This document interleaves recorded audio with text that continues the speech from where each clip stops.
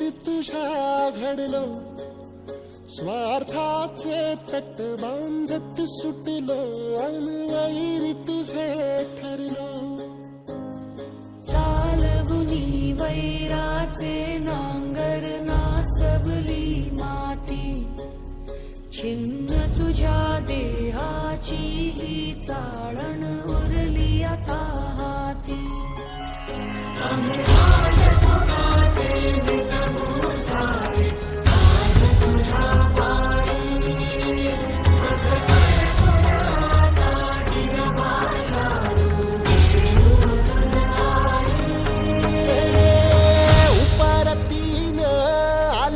जान जागर झालं या एकजुटीनं घेतलं राहण तुफान आलया.